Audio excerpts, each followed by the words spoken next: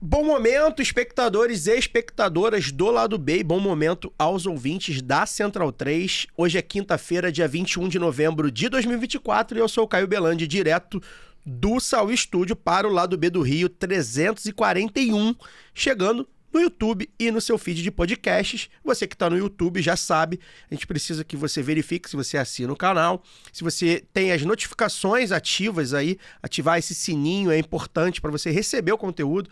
Não basta se inscrever, precisa ativar a notificação para você receber o conteúdo.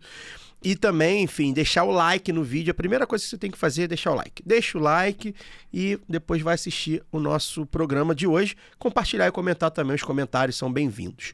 Estamos de volta depois do feriadão. Estou um pouco mais queimadinho, né? Porque estive na praia aí no feriadão do G20, feriadão do Eduardo Paes.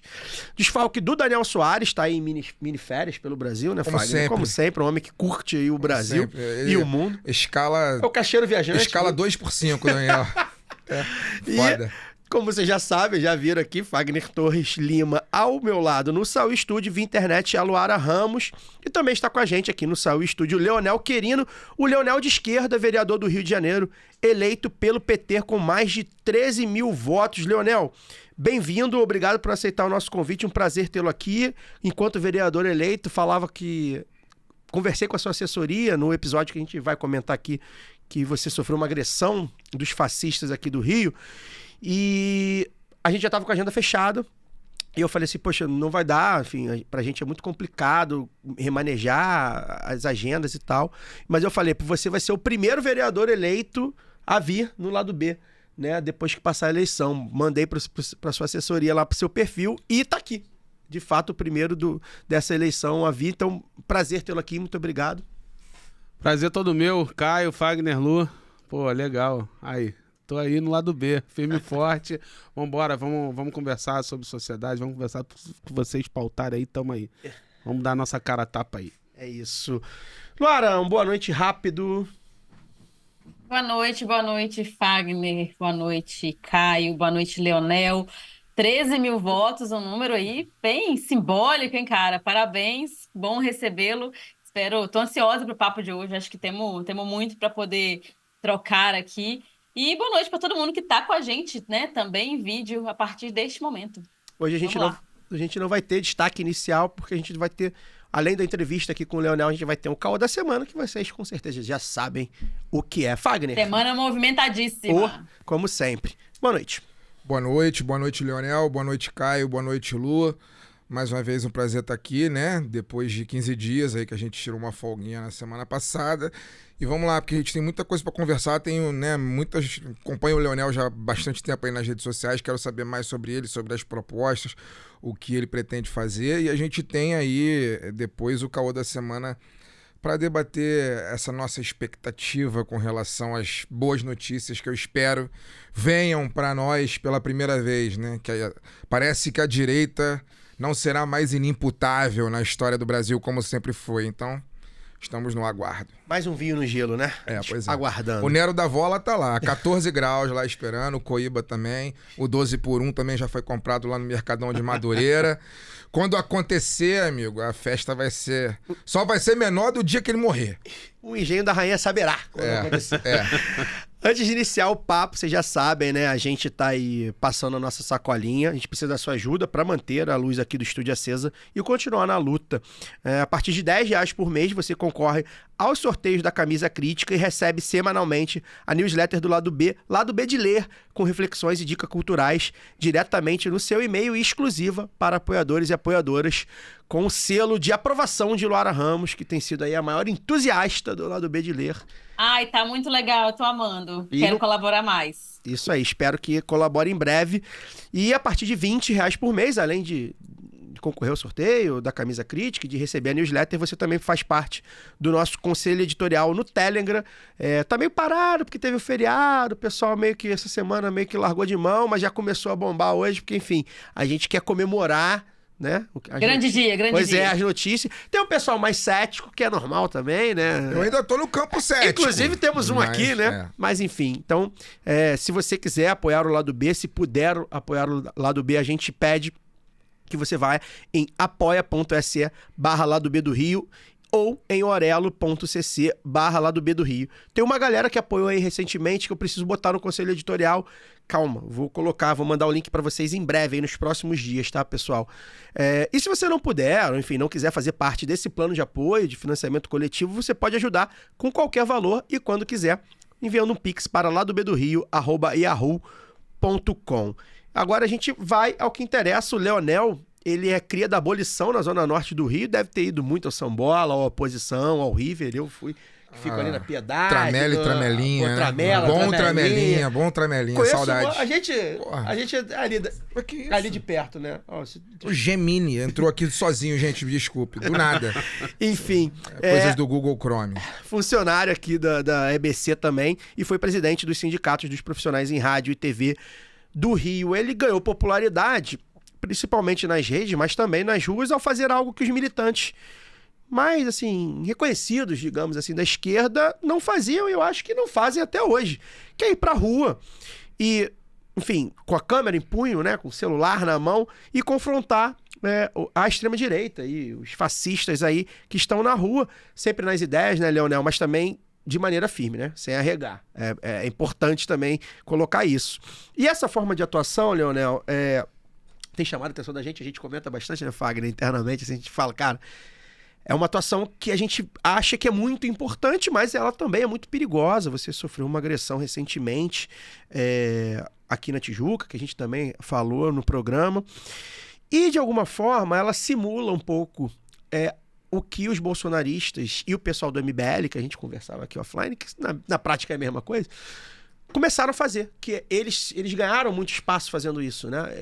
Constrangendo parlamentares, militantes de esquerda, pessoas de esquerda na rua. Constrangendo, inclusive, enfim, exposições, coisas que não, né, nada a ver, não precisava ser político, bastava que eles entendessem que era um inimigo, eles constrangiam. Eles que iniciaram, enfim, nesse movimento atual, pelo menos, e aí, Leonel, eu te pergunto, primeiro, como surgiu essa ideia? Qual foi o insight que te deu essa ideia de vou fazer igual, a gente precisa, vou lá fazer igual? Como é que foi esse debate com você mesmo? Porque você está colocando seu corpo, enfim, o corpo negro, né? Sempre bom lembrar que, ou seja, corre 2, 3, 10 vezes mais risco do subúrbio e tudo mais, um militante de esquerda indo lá na rua confrontar esses caras que são perigosos, são violentos mesmo, é a essência deles. Como é que foi, assim, com os militantes, com o pessoal do sindicato, com a família, como é que foi isso? Enfim, e como é que você trabalha isso também? Se tem alguma estratégia ou não, é uma coisa mais orgânica? Queria que você comentasse um pouco. Então, Caio, comigo mesmo foi o seguinte, eu me considero da geração do golpe, na militância partidária, militância aí eu fui do movimento secundarista do Colégio Pedro II, me envolvi, me tornei o presidente mais jovem da história do meu sindicato, isso foi há 9 anos atrás, ou seja, em 2015. Então, eu já tenho a minha base de esquerda, a base de luta, tanto no movimento sindical quanto no movimento estudantil, mas o inconformismo com o golpe de 2016 foi o que me despertou o desespero de fazer alguma coisa. Então, você quer saber o que aconteceu comigo? Comigo mesmo, foi isso daí. Foi aquele desespero, em 2015, mais precisamente, aquele desespero de ver a ultradireita surgindo, ou pelo menos botando a cara novamente ali daquela forma, eu vendo as pessoas se enganarem, as pessoas que nunca entenderam política se virarem e começarem a ter posições fascistas de política. Aquele movimento ali foi algo desesperador e eu queria fazer alguma coisa e a gente estava vendo, eu estava nas ruas em 2013, na jornada de junho de 2013. 2013 eu considero que até 2014, querendo ou não, a narrativa de mídia, pelo menos é assim que eu enxergo, a narrativa de mídia social, de rede social, a gente dominava, a esquerda dominava. Tinha eu lembro que em 2013, 2014, o PC Siqueira, Mídia Ninja, tinha mais visualização, mais do que qualquer canal de direita, do que qualquer movimento de direita. Em 2015 que eles começam a virar o jogo e passam a gente. E aí não tem história, não tem... eu sempre soube que a esquerda caviar ia meio que virar o nariz para mim, torcer o nariz para mim, porque não é o debate acadêmico, não é o debate civilizado, mas eu tava vendo eles fazerem aquilo, deu certo, e principalmente depois do CQC ali, Guga Noblar, aquela coisa ali, foi a referência de falar assim, quer saber, eu vou fazer essa parada aí também, eu me garanto no argumento, eu vou pra lá. Os meus primeiros vídeos ficaram uma bosta, tipo assim, uma merda do caramba, fiz muita coisa ruim, mas querendo ou não, a gente foi pra rua na cara e na coragem e começou a sair coisa boa do ponto de vista de convencer aquela... Porque tem uma galerinha... E aí essa visão que eu acho que eles tiveram primeiro que a gente, e até hoje a esquerda ainda insiste em meio que tapar o sol com a peneira quanto a isso, que é a famosa galerinha que não tem instrução política, não tem discernimento exatamente, mas acompanha a mídia social e acha que política é aquela guerrinha de quem consegue lacrar mais, quem consegue ter aquele melhor argumento, aquela melhor performance, acha que aquilo substitui. Porque no fundo, aí a outra opinião minha, no fundo não tem certo e errado, tem em que lugar no mundo você tá, entendeu? Então assim, numa discussão pode haver, a gente vai ter o debate, não existe um vencedor num debate político, existe você esclarecer a outra pessoa quais os pós e os contras de cada caminho, ou de cada pauta, ou de cada bandeira, e aí você coloca, entre os pós e os contras, de que lado você tá? Quem você é? Tu é patrão, tu é empregado? Tu é... Enfim. Então, existe isso, só que a maioria das pessoas não entendem o que eu acabei de falar agora. Elas acham que é uma luta de UFC. Quem ganhar, eu vou torcer pra quem ganhar. Então, como o Anderson Silva ganhava tudo, todo mundo torcia pro Anderson Silva. Vitor Belfort, não importa se a história de um é diferente da de outra, pra que isso não importa. E aí, infelizmente, é assim que é. E eu fui percebendo que a esquerda tava intelectualizando tanto a fala que não tava falando mais pra ninguém. Eu falei, quer saber? Eu vou na cara e na coragem botar literalmente minha cara a tapa, e botei mesmo, ao ponto de eu quase morrer, né? Quase morri esse ano, não botaria minha cara de novo. Tem uma galera aí que tem uns babá que fala assim, foi o chute mais bem tomado que tu tomou, né? Que foi o chute do fascista do Rodrigo Amorim. Aí eu geralmente respondo, bota tua cara lá, porra, pra tomar, porque eu não queria tomar aquele chute e não botaria minha cara de novo. O chute ajudou a repercussão a me eleger? Pode ter, ajudou. Que bom, vou até emoldurar agora o tênis do Rodrigo Amorim no meu gabinete. Botar na lata de lixo e vai emoldurar. Mas o fato é que eu não botaria minha cara de novo, quase morri literalmente, não lembro lá nada daquele dia. E se fosse ao contrário, né? Você imagina a repercussão que seria, você, enfim, provavelmente não estaria. Não, o Glauber tá sendo caçado porque deu um chute na bunda de um cara que foi lá provocar ele, deu um chute na bunda e expulsou. Tá sendo caçado no Congresso Nacional, né? Então, assim, o cara quase me matou mesmo. O cara me deu um chute pra me matar. O Glauber deu um chutinho na bunda o chutou, enfim. Então, em resumo, foi isso que aconteceu, foi essa coisa, eu comigo mesmo, enquanto movimento sindical, foi a minha base estrutural de luta, de entender consciência de classe, de entender como é que as coisas funcionam. Eu sou muito presente nos movimentos sociais e sindicais do Rio de Janeiro, quase todos ali, independente de partido, eu tô, só que de fato o que me elegeu não foi isso, né? Tem iguais a mim. Ali a gente ali, aquele ciclo de esquerda ali, a gente quase todo mundo se conhece, né? É quase a arquibancada do Botafogo, quase todo mundo se conhece também. É tipo a galera de arquibancada do Botafogo. Eu frequento a arquibancada já do Botafogo há, sei lá, 23 anos, desde 2003. Aí a pessoa que tem, a gente conhece todo mundo. Aí eu particularmente conheço todo mundo que é de torcida, que vai regularmente, eu acho que eu conheço dentro da arquibancada do Botafogo. E assim é a esquerda também.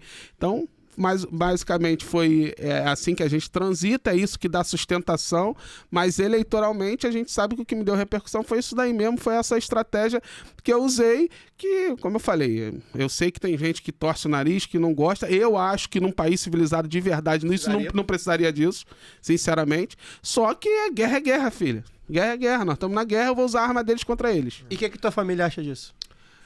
Minha mãe sempre foi contra tudo que eu fiz na minha vida de matéria de militância, de tudo, né? Minha mãe sempre foi contra. Minha mãe queria que eu fosse aquele profissional exemplar, respeitasse o patrão. Aí eu entrei na TV educativa como estagiário com 14 anos de idade. E aí fui contratado com 18 e com 19 eu já estava entrando na CIPA discutindo, chegava em casa dizendo que meu patrão era um filho da mãe, um filho da puta do caramba, que não sei o que. Minha mãe ficava desesperada, pelo amor de Deus, o emprego tá difícil, meu filho, vai lá, respeita sua mãe, mas só que é mó sacanagem, pô, eu quero trocar, eu quero trabalhar. Eu trabalhava em 2 empregos, queria trocar, mas o meu chefe não gostava de mim. Aí, pô, eu já batia de frente. A mesma coisa foi no movimento secundarista do PT, do Pedro II, lá no Pedro II, no movimento secundarista, quando eu falei pra minha mãe, tô botando uma chapa lá, eu sou vice-presidente de uma chapa do Grêmio lá do Pedro II, não acredito que você tá fazendo isso, vai estudar, Leonel, pelo amor de Deus, não sei o que, mãe, tô estudando, mas só que a gente tem que lutar pelo passe livre, mãe, é um absurdo, você tem dinheiro pra pagar minha passagem, a gente precisa lutar pelo passe livre. Então minha mãe, só que ao mesmo tempo que ela foi contra, depois que eu entro também, eu nem chamo minha mãe pras paradas, pra eleição, pra nada, pra ajudar nada, porque minha mãe, ela totalmente fora de si, ela é over total, então ela não queria que eu entrasse, mas também se eu boto minha mãe na rua lá pra ir, tá arriscado ela pular em cima dos outros pra me defender, e o caramba, não, mãe, calma aí, é no argumento, não sei o que, não vai, minha mãe é descontrolada quanto a isso, então família é isso daí. Meu pai é um coroa paraibano. Pô, ele é conhecido como baixinho, um cara tranquilão, fala baixo, nunca brigou com ninguém na vida. E o meu pai é o seguinte: pai, tô indo lá tô indo ali meter a porrada nos policiais ali que estão invadindo a favela ali. Tá bom, vai lá, cuidado. Bota o casaquinho. Bota o casaquinho. Meu pai, assim, vai. E eu, o cara que tem mais orgulho de mim em tudo, assim. Aí eu volto, tipo assim, do mesmo jeito que eu voltei, orgulho, pai, ó, virei presidente de um sindicato. Porra, caraca, legal. Se eu falar assim, pai, ó, virei encarregado da faxina do... Quando ele, porra, valeu, meu filho, muito legal. Meu filho, ele é assim, meu pai é esse. Aí minha mãe é desesperada, pelo amor de Deus, Era assim, aí esse foi, seu Chiquinho e Dona Lídia. Luara. Fagner, você quer ir nessa? Eu vou. Não, eu achei curioso, né? Enquanto o Leonel tava falando, tem uma coisa que nos une, é que o lado B também começou em função do golpe contra Dilma, né? A gente também, o podcast também nasce da indignação de ver, principalmente, né, em relação ao jornalismo, né? De ver que naquela época não existia contraditório na discussão que se tinha, que não era discussão, né, era discurso único, em defesa do golpe contra Dilma, inclusive, né, o golpe que chamavam de impeachment, mas a gente que estava na rua e que acompanhava a política desde sempre sabia que era um golpe. Então, a partir dali nasce o podcast e até por isso, então, a gente tem isso em comum contigo. A gente só nunca se candidatou a vereadora. Só a Luara, né? Luara se candidatou a deputada em 2018, mas também ainda não era do lado B na época. Leonel, eu queria fazer uma pergunta pra você, o seguinte, cara. Isso que você falou, isso que o Caio colocou na primeira pergunta, tenho curiosidade de saber como é que vai ser agora essa sua atuação na Câmara, né? Haja vista que você... a Câmara do Rio de Janeiro, obviamente, ela tem um número expressivo, embora menor do que nos últimos tempos, mas expressivo de bolsonaristas. O filho... Um dos filhos do Jair Bolsonaro está lá ocupando um cargo público sem fazer rigorosamente nada ao longo, sei lá, de 20 anos.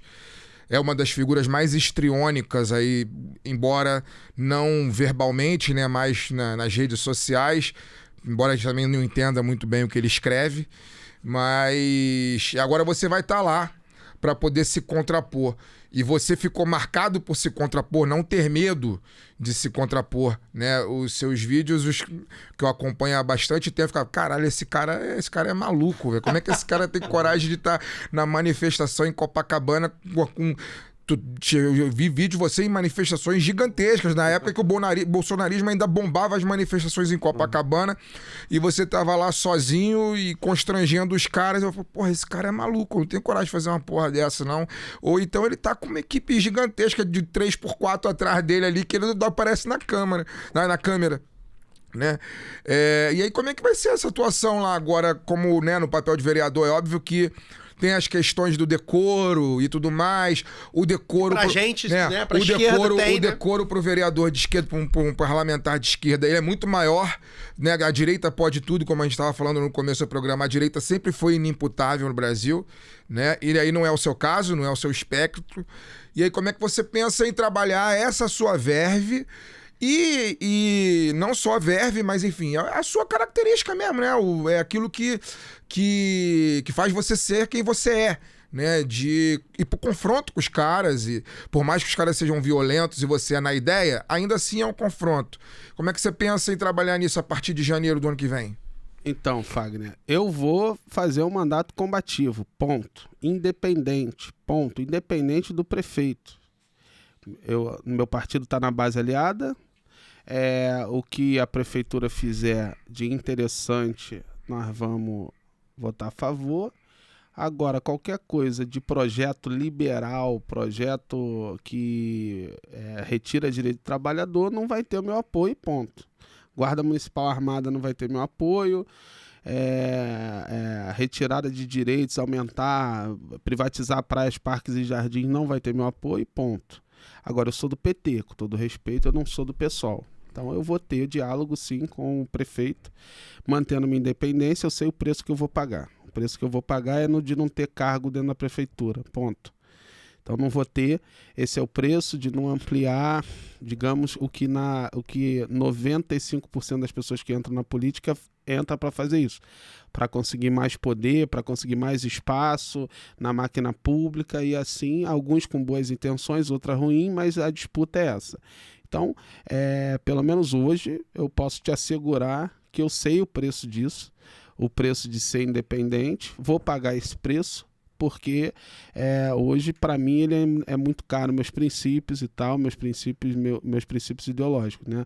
No sentido de defender e ser coerente com a galera que votou em mim. Agora, do ponto de vista do combate, eu sei que eles estão com a cama armada para mim, porque hoje eles já tem um beabá de parar pessoas como eu, né? Tanto da extrema-direita quanto da esquerda, que sou eu. A verdade é essa, né? Então já tem um beabá ali que é caçar o decoro. Olha o que está acontecendo com o Glauber, né? Então, eu vou precisar ser...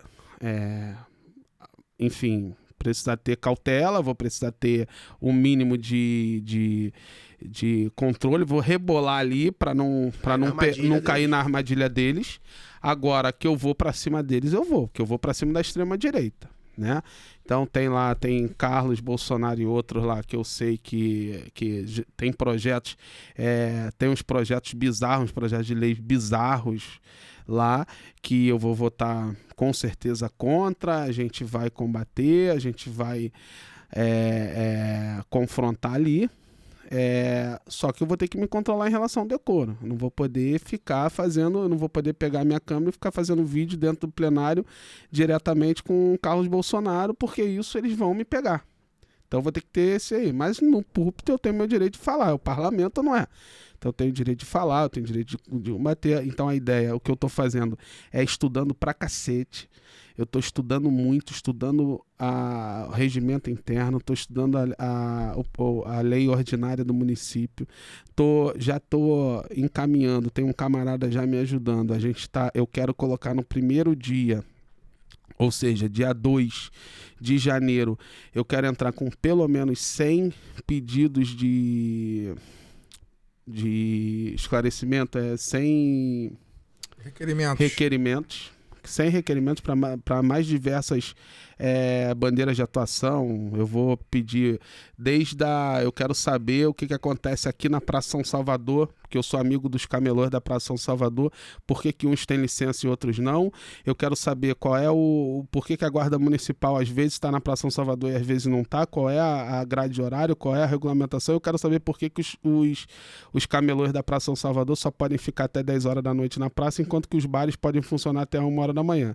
Eu quero saber a quantidade de escolas que tem ar-condicionado que não tem e a quantidade de escolas que tem educadores preparados para lidar com a diversidade, com as pessoas de espectro autista, por exemplo, e a quantidade que não tem, a quantidade de profissionais de educação que estão sendo contratados temporários. Então, estou fazendo uma série de listas da parte da saúde, educação, segurança. Então, quero entrar com pelo menos 100 requerimentos, quero fazer um mandato combativo na linha correta e espero que a prefeitura atenda aos meus pleitos. Tomando muito cuidado, sabendo que o que eu estou indo encontrar. Então, quando a gente fala da Câmara dos Vereadores, a gente está falando de uma base aliada do prefeito, quase que mais de 2/3 é base aliada do prefeito. Então, vou precisar ter cautela com essa galera, quero conversar com essa galera, quero estar em contato. Extrema-direita não quero diálogo, ponto. Diálogo zero com a extrema-direita. E a partir daí, vamos ver o que vem. Não tenho esperança em ter projeto de lei aprovado, porque eu sei que eu vou ter dificuldade. Queria muito. Vou protocolar projeto de lei. Se aprovado, são outros 500, porque envolve muitos acordos, envolve muita coisa diferente. Espero ter. Mas que não vai ser com o meu voto, que ele vai privatizar a cidade, não vai ser com o meu voto, que ele vai armar a Guarda Municipal e outras coisas mais, não vai ser. Agora vai ser com o meu voto se ele quiser aumentar a contingente de professores nas escolas municipais, se ele quiser melhorar a merenda das escolas, melhorar a saúde pública, conseguir avançar na questão das creches, do déficit da creche, da fila do CISREG. Então isso aí, basicamente é por aí, dessa maneira que eu quero chegar. Eu tô chegando. Como diz lá sem menosprezar ninguém, só que como diz o Sama, né? Sem desmerecer ninguém. É isso aí. Sem desmerecer ninguém. Lu, agora sim. Vou aproveitar. Agora sim. Furaram a fila, que teve uma troca aqui de... Não, a gente tinha combinado. Troca de mando de campo.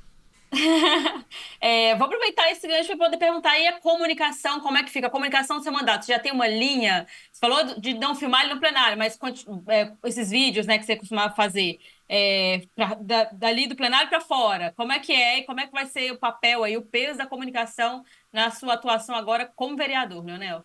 Eu vou continuar com comunicação de rua. Eu só não posso agora, enquanto político, ficar questionando outros políticos na rua por conta, de novo, da questão do decoro e tal. Mas vou continuar com comunicação de rua, pretendo me comunicar com o povo. Então, a ideia é comunicar com a galera, com o povo que mais precisa. Então, quero a mesma dinâmica que a gente faz ao confrontar o fascismo, a gente quer levar esse debate para o povo. Enquanto vereador, a gente está organizando formas de, digamos assim, ao invés de confrontar o bolsonarismo com as ideias deles, a gente confrontar as ideias dele com o povo. Então, se for o caso, nós vamos conversar com quem está sofrendo numa fila do CISREG. Nós queremos ir lá e falar com essa pessoa, entender o que está acontecendo e tentar e cobrar de quem é responsável para essa pessoa entender e a gente poder cobrar e a gente poder mostrar para a população o que a gente está fazendo para tentar resolver, sem desmerecer servidor público. Como eu falei, eu não sou nenhum fascista, eu não sou lá Gabriel Monteiro que desrespeita servidor público, que acha que servidor público é vagabundo. Pelo contrário, eu respeito muito cada servidor. Mas eu quero saber como é que está a administração do hospital, quero saber como é que eles estão atendendo, o que está faltando, e aí a gente conversar com a população. Quero tentar fazer uma comunicação onde eu me coloco no lugar do povo Então, quer saber objetivamente o que a gente tem pensado, eu e o William, que é o meu coordenador de comunicação, está aqui no estúdio, ele aqui atrás da câmera. Aí, o que a gente tem pensado é exatamente como que o Leonel pode se colocar no lugar do povo. Eu vou me inscrever numa fila de CISREG, eu vou fazer minha cirurgia, eu quero meu pai está na fila de CISREG. Então eu quero acompanhar isso daí. Eu quero, quem é o filho, o filho, a filha do Leonel tá na fila da creche. Eu quero ver como é que é isso daí. Então eu quero ir tentar fazer essa comunicação, eu me colocando no lugar do povo que precisa. Então vou fazer muito material dentro das favelas, né, ver o que tem dentro da favela, o que não tem dentro da favela. É isso que a gente está preparando. Eu confesso que a minha comunicação está um pouco parada da eleição até o dia 1º, mas nós estamos reestruturando. A gente está reestruturando para tentar, a partir de janeiro, vir forte. Enfim, vamos ver o que sai, né? Estamos procurando uma galera boa de roteiro também para ajudar a passar essa mensagem. A gente está procurando, tem uma galera que está ajudando já também, pensando ideias, porque comunicação tem para mim, não sei se vocês concordam, que 90% é o conteúdo. A técnica, a luz e o caramba, se tá boa, é os 10%, é o 10%. Mas o negócio é o que tu vai falar, é o teu conteúdo, é o que você vai passar, qual é a informação que tu vai levar, a pessoa tem que olhar aquilo ali, querer aquela informação que você tá passando, o que você tá agregando ali. Não importa se tu tá com uma boa camisa, com uma boa fala, com um bom visual e por aí vai. Importante e aí, nesse ponto, é importante ter gente que pensa igual a gente do meu lado. Então, todo mundo que trabalha comigo, sem exceção, tem que estar muito sintonizado nessas pegadas. A gente tem que querer muito disputar a sociedade, a gente tem que querer muito combater o fascismo, tem que ter muito senso de independência ali nesse começo, tem que ter esse senso que eu acho que é o que... Eu sou da renovação da política, eu sou da renovação do PT, então eu preciso mostrar isso pagando o preço, porque tem um preço duro. Não se engane, o bagulho é doido. A galera que é acostumada ali com a máquina, quer que entre pra dentro da máquina e fique. O bagulho é doido. Mas nós vamos resistir, mano. Nós vamos fazer. Eu preciso ter minha consciência limpa daqui a 4 anos. Assim, cara, posso ser eleito, não ser reeleito, não sei. Mas, cara, eu dei o meu melhor aqui. Eu dei o meu melhor e entreguei para os 13.325 votos, para as pessoas que votaram e que não me votaram, mas torceram também. Eu entreguei o que eles esperaram. É isso. Leonel, um dos desafios que a gente tem falado bastante, principalmente agora na época das eleições, e a gente trouxe aqui um candidato a prefeito, o Yuri Moura, do PSOL, deputado estadual, candidato a prefeito de Petrópolis, chegou ao segundo turno. E uma das falas que me marcou muito na entrevista com ele, mas que é um debate que tem sido bastante ampliado por aí, não foi só ele, nem tampouco só a gente que fala, é sobre a questão da esquerda nos territórios. Muito se fala que a esquerda, né, é uma crítica da qual eu concordo, queria saber a sua opinião, que a esquerda nacionalizou demais o debate. E é curioso que o lado B tá um pouco nesse escopo também, né? Porque a gente surge lá do B do Rio, a gente na época de 2016 falando muito do Crivella, e contra o golpe. E aí vem o golpe, Temer, Bolsonaro, e aí o lado B mesmo começou a nacionalizar a nossa pauta. Que foi meio que natural, porque a gente viu a ascensão da extrema-direita, do bolsonarismo muito forte. Mas, ao mesmo tempo, a gente perdeu território, a gente perdeu a coisa de estar perto das pessoas que, de fato, estão fazendo a política ali, a pequena política, no sentido de ser dos lugares, né? E isso é uma contradição, porque, e aí uma das falas do Yuri é sobre isso, a gente tem, talvez, os dois grandes movimentos da esquerda no Brasil, o MTST e o MST, são disputas de território, né? E, ao mesmo tempo, tem o surgimento, o aumento da influência das igrejas evangélicas nos territórios. Feito esse preâmbulo, eu queria saber como é que você vê essa crítica, se você acha que houve, de fato, uma nacionalização dos quadros de esquerda de uma maneira geral, e se você concorda ou discorda, ou concorda em partes, e como é que você vê hoje, principalmente no Rio, um local onde há muita influência dos pastores, das lideranças evangélicas, neopentecostais principalmente. Como é que você vê esse diálogo da esquerda com o trabalhador evangélico, né? Com as pessoas que são trabalhadores e trabalhadoras, mulheres, negras da favela, que são evangélicos e que por vezes olham alguém de vermelho com essa estrelinha do PT e falam, pô, isso aí não tá legal. Como é que você vê isso? A partir até das suas experiências mesmo de rua. Eu não tenho uma conclusão, uma síntese para essa dialética, porque eu acho que infelizmente ninguém tem. Se já tivesse, a gente já teria resolvido. Mas, assim, a vida ela é contraditória por natureza, então são várias contradições. Primeiro, vamos pelos fatos. Fato 1,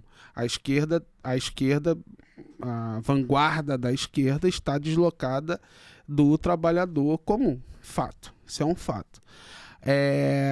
O que seria a esquerda se aproximar?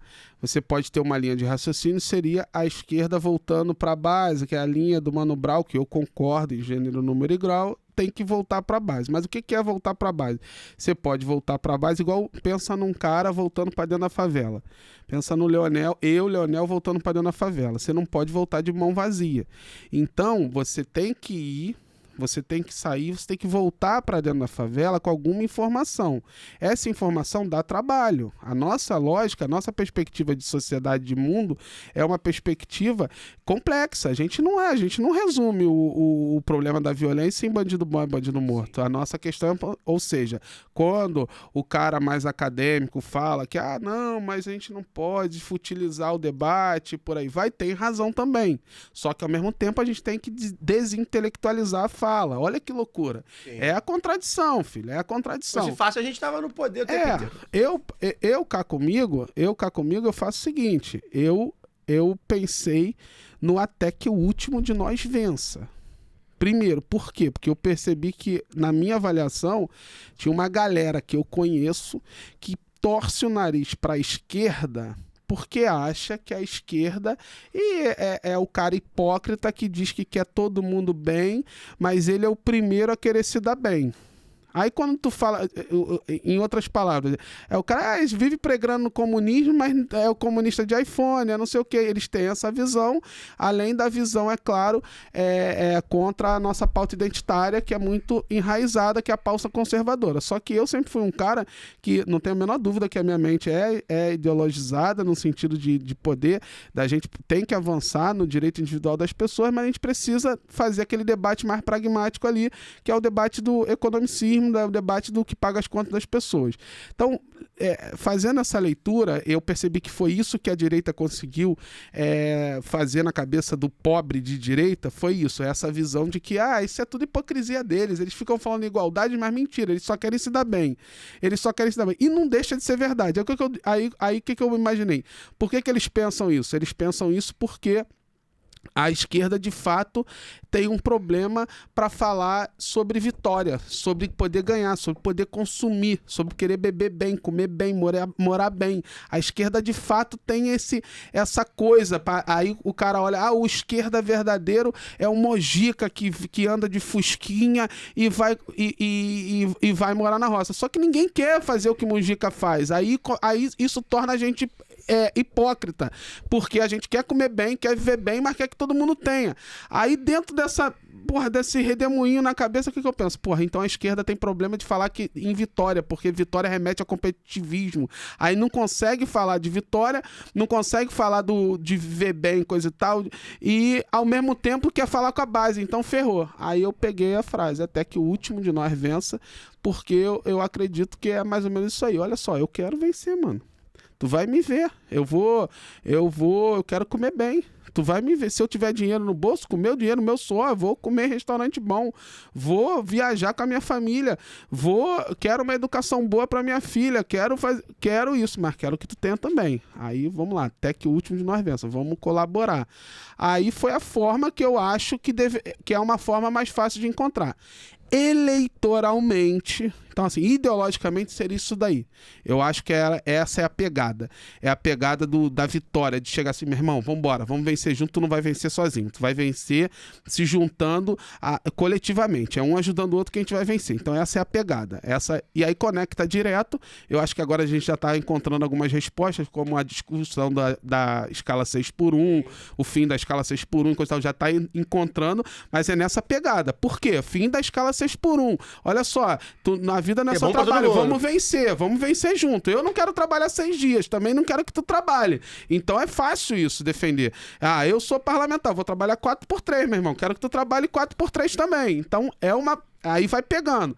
É por aí. Ideologicamente é por aí. Eleitoralmente, que eu ainda não encontrei solução nenhuma. Porque tu vai fazer esse discurso na favela, vai pegar, todo mundo vai agradecer. Eu fiz campanha, 80% da minha campanha foi na favela. Quando baixou meu voto foi de classe média, filho. A favela vendeu o voto. A verdade é essa. Mesmo aquele cara que gostava, que abraça a ideia, que vota no Lula...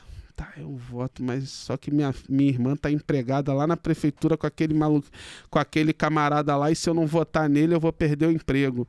E o outro, é isso. É máquina de comprar voto que os caras têm. A eleição mais cara da história foi essa agora, e não foi por causa do fundo eleitoral, foi da sacanagem mesmo, porque eles privatizam a sacanagem, né? Ao contrário do que eles vão enganando o povo, porque eles acham que primeiro eles dizem que a sacanagem está na corrupção do Estado. Aí o que eles fazem? Eles legalizam a sacanagem. Eles vão lá, privatiza, aí o cara vira dono de empresário, o empresário está bancando eles ali assim, eles vão fazendo, vão comprando voto e vão fazendo ali a máquina pública. Eles transformam o funcionário fantasma em guardião da puta que pariu, que o cara, qual é o trabalho do guardião? Fica olhando. E aí, se tu falar que aí o funcionário falou, não, o cara tá trabalhando. Tá trabalhando de quê? Eles legalizaram a sacanagem. O cara legalizou o cabo eleitoral comprado com dinheiro público. Que aí faz isso. Aí tem espalhado pra toda a cidade, não fazem mais concurso público, isso tá espalhado pra toda a cidade, a eleição fica comprada e até o cara que abraça a tua ideia ideologicamente, que a gente tá conseguindo convencer de votar no Lula, esse cara vende o voto dele na hora da urna. Então, eleitoralmente, o bagulho tá muito doido. Aí eu só tenho assim... Eleitoralmente, sinceramente, é muito complicado. Por exemplo, a verdade é essa. A verdade é que quem votou em mim foi o cara que é de esquerda conscientemente de esquerda. Os votos até foram ideológicos mesmo. Honestamente falando, até o cara que às vezes eu julgo como esquerda caviar, esse cara olhou pra mim e falou assim, porra, mano, tu me chama de esquerda caviar, mas olha só, eu gostei do teu trabalho, é por isso que eu votei em você. Ou seja, eu tô falando isso numa crítica, mas dentro de uma dialética que da gente poder se entender. Porque assim, então, em resumo, é uma merda, e isso no sentido não sei o que fazer, não sei, assim, é muito sinistro, assim, a eleição é muito sinistro, essa coisa da compra de votos, assim, desenfreada, e aí eu começo a entender parte da esquerda que fala, nós temos que entrar na máquina mesmo, não temos que disputar isso daí, senão ferrou. E consigo entender parte da esquerda que vira e fala o seguinte, não, a gente não pode vender esse discurso, a gente tem que convencer o cara, ok, mas o que vai falar mais alto na tua cabeça? Não fala do outro, não. Porra, se eu tô desempregado, com a consciência que eu tenho hoje, mas eu tô desempregado, a minha filha tá com fome, a minha barriga tá doendo, aí você chega ali, o cara fala assim, meu irmão, me ajuda a me eleger, que eu vou te dar um emprego, você vai ganhar R$2.000 por mês. Eu sei que o cara é safado, eu sei que o cara não me atende, mas o cara tá me atendendo ali. É a coisa do território, né? O território, o cara age na necessidade imediata daquela pessoa. Quem é que tem condição de ajudar? Ou é um mega empresário, que os caras não fazem, ou é o Estado. Então o cara usa ali. Então, se você quer atender. Se a esquerda tem que voltar para o território, automaticamente ela tem que ter uma máquina na mão. Para ter a máquina na mão, ela vai ter que fazer acordo. Acordo eleitoral, acordo pragmático e por aí vai. Aí vai a contradição. Vamos lá, Leonel. A gente tem muito mais a complicar do que a solução, mas a vida é assim, não tem jeito. A gente também não tá aqui pra responder tudo, não. A gente tá pra refletir mesmo e jogar as discussões. Eu particularmente saúdo muito a eleição do Leonel, a eleição da Maíra, a eleição do Rick, essa renovação de alguma forma nos quadros na esquerda do Rio de Janeiro, porque Eu, enfim, não sou ligado a nenhum mandato, então eu sou, né, jornalista, cidadão, e eu acho que eu tenho liberdade suficiente para poder opinar em determinadas coisas. Eu acompanho a vida política da cidade, do estado há muito tempo e por acompanhar, eu tenho a minha impressão pessoal é que muitas vezes alguns mandatos, eu não diria todos, obviamente, mas alguns mandatos da esquerda, parece que o grande propósito deles é a manutenção dos próprios mandatos e não a transformação da sociedade. Eu, durante algum tempo, já há algum tempo, eu tenho essa leitura, né? E aí é uma crítica mesmo, enfim, cada mandato que coloque a carapuça como quiser, mas é uma crítica que eu tenho. E aí a partir do momento que eu vejo novos mandatos aparecerem, novas lideranças, pessoas da base, né? Você da abolição, Maíra ligado ao MST, o Rick, né? Não precisa falar nada, o cara esteve aqui com a gente, inclusive, antes da eleição, era um balconista de farmácia, que nacionalizou aí através de um vídeo no TikTok, né? Colocou a principal pauta da esquerda hoje, além da prisão do Bolsonaro, obviamente, a gente reduzir a carga de trabalho, né, das pessoas, né, do trabalhador.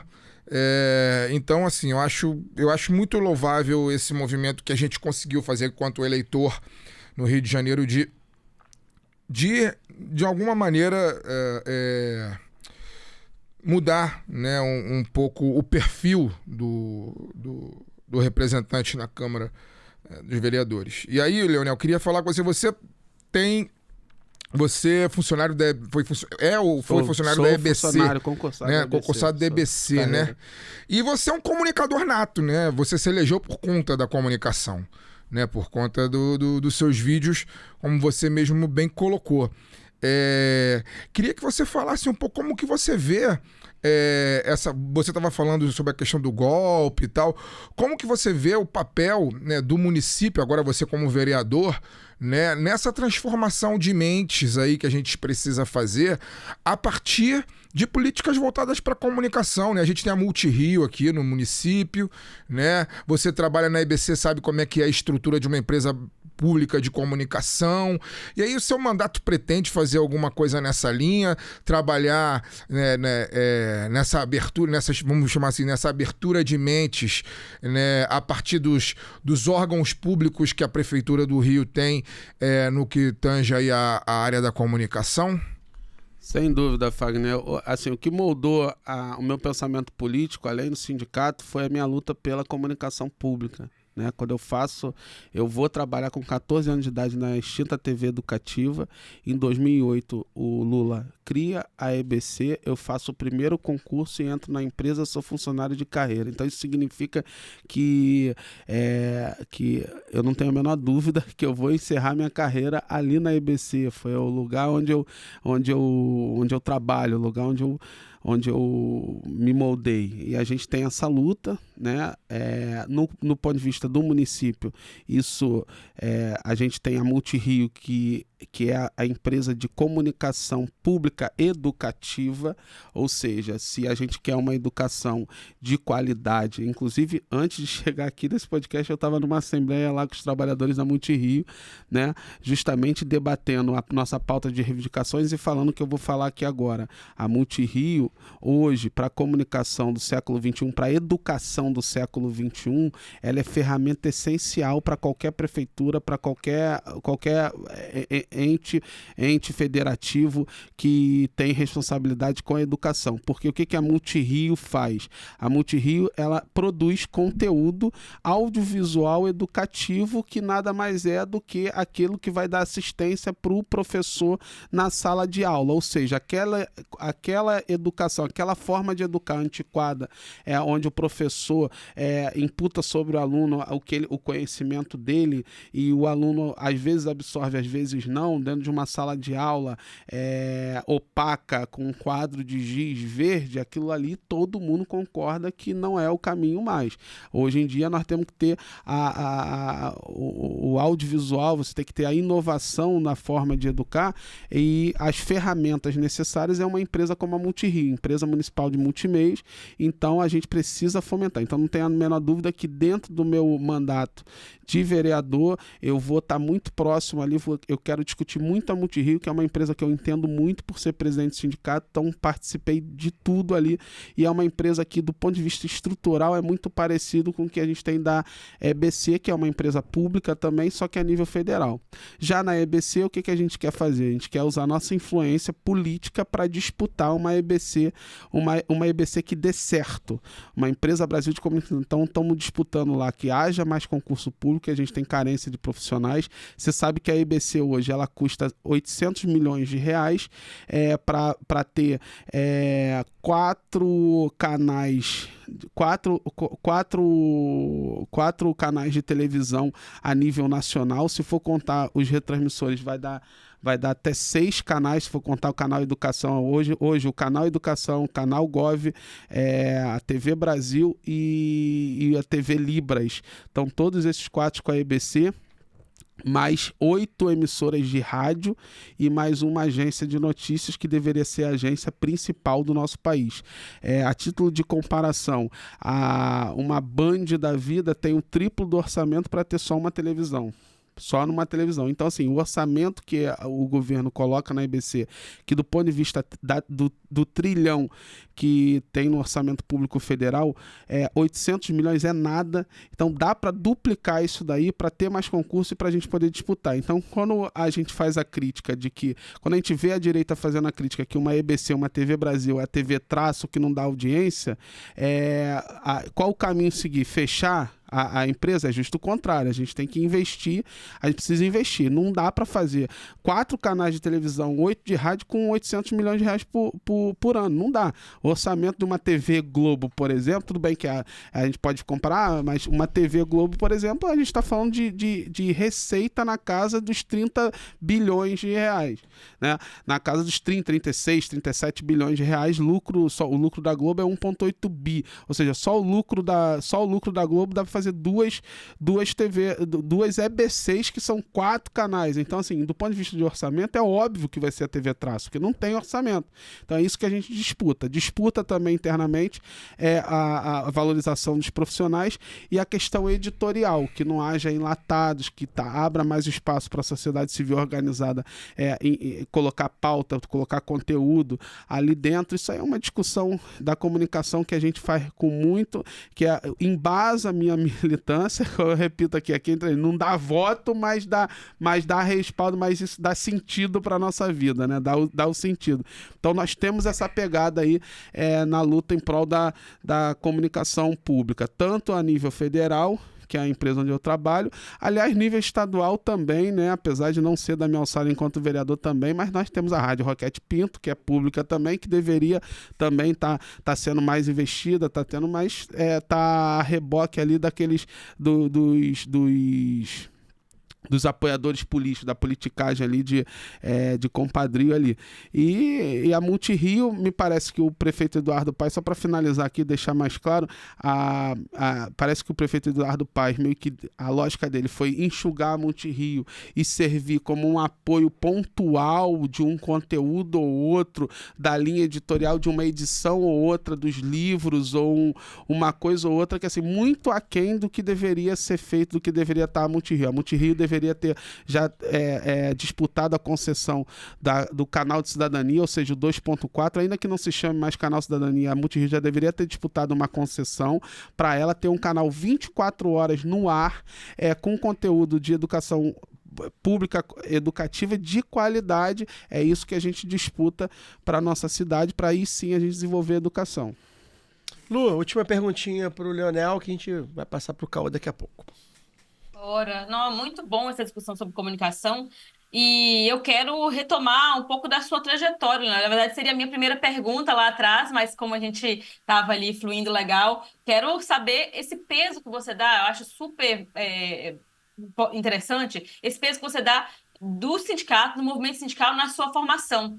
Então, eu queria que você falasse um pouco mais disso, como é que foi isso para você e também como é que você vê hoje, né, o papel dos sindicatos, né, na formação da juventude trabalhadora brasileira. Você também foi secretário de juventude, né, da CUT estadual, você estava falando aqui em off, porque hoje você contou que também atuou no movimento secundarista, mas a gente pensa de início, de vida política, assim, geralmente os jovens estão falando de movimento estudantil e tudo, mas para a juventude trabalhadora, a sindicalização mesmo no Brasil, que a sindicalização é muito baixa, né? Mas o movimento sindical, é uma escola, né? Eu falo porque eu também atuo junto ao movimento sindical, para mim foi uma grande escola, continua sendo, mas a gente vê, assim, que perdeu uma força não só pela porrada que toma da mídia hegemônica, pelos próprios sindicatos, que eu acho que não souberam dar uma nova forma ali, né? Depois do novo sindicalismo, não surgiu um novíssimo sindicalismo. Eu converso isso com o pessoal, né, galera dessa nova geração da CUT também. E a gente tem essa dificuldade, não só pela coisa da estrutura, né, de quem já está ali, de quem já está fazendo, de uma transição geracional. Eu acho que não é só isso, mas também pela forma sindicato, né? Então, eu queria saber de você, assim, como é que você vê, como é que você acha também que os sindicatos podem ser usados para esse retorno, né, para esse trabalho de base que se diz tanto, mas que, né, muita gente não tem ideia de por onde começar. Eu tô falando, eu já tô jogando aqui para você, porque uma coisa que eu penso muito é que os sindicatos podem ser esse ponto de apoio, né, deixar de ser esse aparato burocratizado que se tornou de expediente de 8 às 18, para ser um ponto de apoio mesmo, para a galera se encontrar, para a gente fazer mais coisas juntos. E aí, tô falando de coisas, não precisa ser só também institucional, não. Juntar a turma ali do sindicato e fazer um encontro, um churrasco que seja, trocar ideia. Enfim, o que você pensa sobre isso? Como é que é o peso na sua formação pessoal aí, política? E também o papel que você acha que tem para a juventude trabalhadora. Bom, Lu, eu acho que os sindicalistas, pessoas, não os sindicatos, mas pessoas estão acomodadas dentro do sindicato. Ponto. De todas as correntes, todas as centrais. As de direita, então, nem se fala. As de direita, então, eles burocratizaram, botaram o estatuto debaixo do braço, e é fato quando há a crítica de que bota o estatuto debaixo do braço, não sindicaliza, não tem preocupação com mobilização e não faz a luta. Em paralelo a isso, o que devastou o movimento sindical foi a informalidade, a precarização da CLT. O meu debate sobre o movimento sindical, ele é um debate que, na minha opinião, ele junta com o debate da precarização da CLT, ele é diretamente ligado. Por quê? Porque hoje um trabalhador de aplicativo, um motorista de Uber, na minha opinião, é mentira que ele se ache empreendedor. É mentira. Se você perguntar para um trabalhador de Uber, ele não vai dizer, você é empreendedor? Ele, não, eu não sou empreendedor. Sou trabalhador autônomo e prefiro trabalhar no Uber para ganhar 12 horas por dia e ganhar R$6.000 do que trabalhar 8 horas por dia numa escala 6x1 para ganhar no final do mês com os descontos R$1.200. Ponto. Ou seja, a discussão não é sobre a gente falar sobre empreendedorismo. A discussão é porque a gente deixou a CLT ficar precarizada. Hoje é ruim trabalhar de carteira assinada, a não ser quem tem trabalho, quem ganha mais do que R$7.000. Quem tem um trabalho um pouco mais qualificado e tem um salário melhor. Se você falar pro cara, você quer sair do Uber para trabalhar na CLT com um salário de R$6.000 na CLT numa escala de 5x2, eu tenho certeza que ele vai querer. Ele vai querer. Então é uma conta matemática que aí eu sinceramente sou muito contra essa lógica de que, não, porque a gente está errando, que a gente não está falando sobre empreendedorismo, a esquerda tem que falar, não, a gente tem que continuar, o discurso está correto, a gente tem que ter mais direitos. O problema é que é isso, quando a gente tem que resgatar a CLT. Esse é o discurso, que aí resgatando a CLT, resgata o emprego formal, resgata o movimento sindical, e aí a crítica que eu faço, seja para o sindicalista que for, a carapuça sirva a quem servir, por que as centrais sindicais ainda não entraram de cabeça na pauta do fim da 6x1? Sabe por quê? Eu vou te falar por quê, irmão. E eu tô falando da minha central, que eu sou cria e vou defender pro resto da vida, que eu sou da CUT. Mas por quê? Porque essa pauta era nossa. Essa pauta sempre foi nossa. A gente sempre defendeu a redução da jornada de trabalho. A pauta da CUT era reduz para 40 que o Brasil aumenta. Essa é a pauta da CUT, reduz para 40 horas semanais. Só que várias categorias já conseguiram a escala 5x2 e como o movimento sindical é dividido, por exemplo, na CUT, a ampla maioria das categorias que são a base da CUT já tem escala de trabalho 5x2. Então, essa pauta, o conflito político levou a gente a se dividir. Então, em resumo, a gente precisa resgatar urgentemente o emprego formal, o discurso está certo, e aí a gente vai resgatar o sindicalismo. E no mais, os sindicalistas, não os sindicatos, e assim, eu fico muito confortável para falar isso, porque com todos os problemas, a minha central ainda é a mais combativa, as outras que são tão combativas, às vezes são muito mais divisionistas, a minha central ainda é o que ainda faz alguma coisa. O pessoal está acomodado dentro da estrutura dos sindicatos, não pode, mano, não pode ficar acomodado, tem que dar trabalho, meu irmão. Agora, a parte boa do negócio, não tem escola melhor do que o movimento sindical. Eu tô vivenciando isso agora entrando na Câmara dos Vereadores. Quando eu entrei naquela Câmara, eu olhei aquilo ali, eu fui lá visitar, conversar com a galera, coisa e tal, eu falei assim, meu irmão, quem já encarou a Assembleia dividida com oposição, com o pé no saco, tem o pelego querendo defender a proposta da empresa, o pé no saco da oposição indo contra tudo, qualquer coisa que você coloca por oposição. Aí você entra em divisão dentro da diretoria, uma Assembleia de um CEP da vida, quem já foi aqui numa Assembleia do CEP, quem já encarou aquilo ali, meu irmão, porra, tá 90% preparado para encarar um parlamento. Não é à toa que o presidente da República é sindicalista. Então, como em matéria de escola, o sindicato é o que há. Sinceramente, escola, sinceramente, é o que há. Mais até, com todo respeito, do que o movimento estudantil, que eu já fui parte dos dois e sei. O movimento estudantil é bom para você potencializar a tua revolta, você canalizar, você tem as discussões, mas assim, do ponto de vista prático, você vai pegar muita contradição, bicho. Negociação, e aí, negocio ou não negocio? Um direito pelo outro. E aí, faço ou não faço? O que eu faço? Estratégia de negociação com a bancada patronal. Quem já foi de um sindicato de luta tem muito isso. Mas não é à toa também que às vezes você fica às vezes as mesmas direções nos sindicatos, aquela coisa toda, e aí acaba acomodando, infelizmente. Uma crítica que a gente tem feito aqui, inclusive, que é uma crítica que vale até pro próprio governo, né? A gente vai falar mais pra frente, a gente já falou do 6x1, a gente se orgulha muito de ter falado do 6x1 já há muito tempo. A gente entrevistou o Rick aqui, muita gente que não conhecia, a gente entrevistou o Rick, esteve aqui nessa cadeira.